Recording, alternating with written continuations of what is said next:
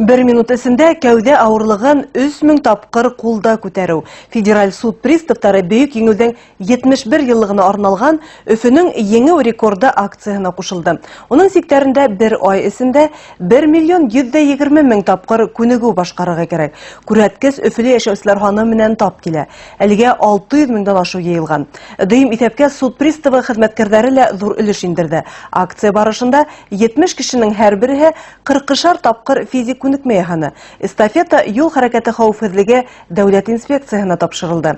Патриотик сара 7 майга тиклем дәвам итә. Бүтә килеп сага 2800 отжимание.